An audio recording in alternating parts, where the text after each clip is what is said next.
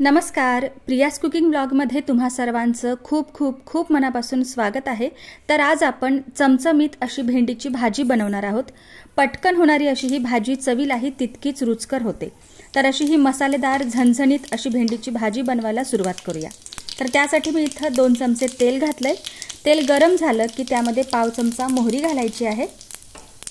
मोहरी तडतडली की जिरं घालायचं। जिरं फुललं की त्यामध्ये 2 हिरव्या मिरच्या बारीक चिरून घातल्या आहेत।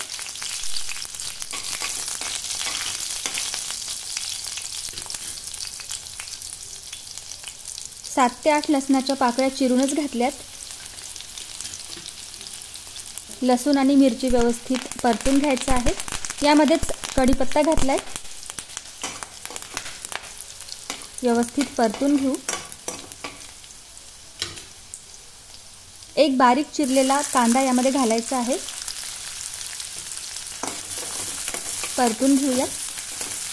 कांदा हलक्या गुलाबीसर रंगावर आपल्याला परतून घ्यायचा आहे। खूप जास्त परतायचा नाही आहे।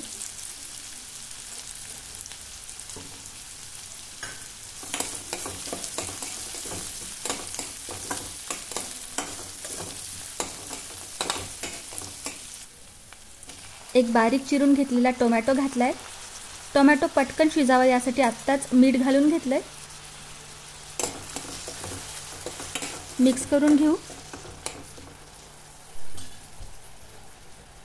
आणि आता झाकण ठेवून टोमॅटो मऊ शिजवून घ्यायचा आहे।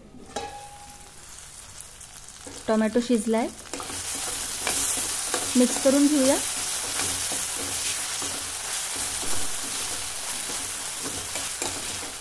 आता यामध्ये स्वच्छ धुवून पुसून चिरून घेतलेली भेंडी घालायची आहे।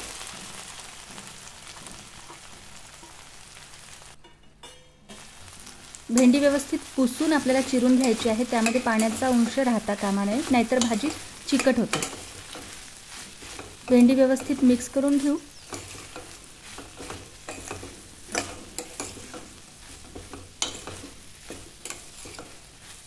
आणि आता झाकण ठेवून 1-2 मिनिटांसाठी आपण भाजी वाफवून घेऊया।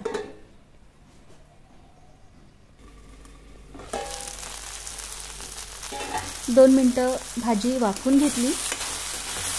मिक्स करून घेऊ।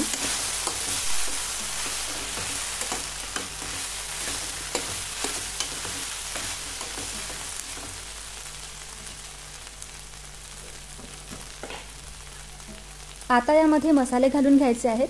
तर पाव चमचा हळद, पाव चमचा लाल तिखट आणि पाव चमचा धने पावडर यामध्ये मी घातली आहे। आता हे मसाले भेंडीमध्ये व्यवस्थित मिक्स करून घ्यायचे आहेत।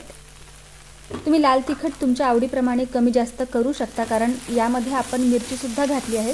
तुम्हाला जितकं कमी तिखट जास्त तिखट जसं हवं तसं तुम्ही तिखटाचं प्रमाण कमी जास्त करू शकता।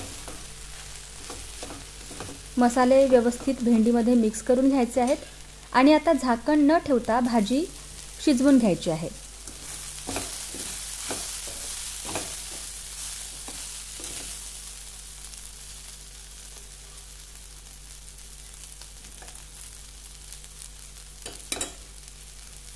अगदी झटपट अशी बनणारी ही भाजी आहे। तुम्ही नक्की बनवून बघा।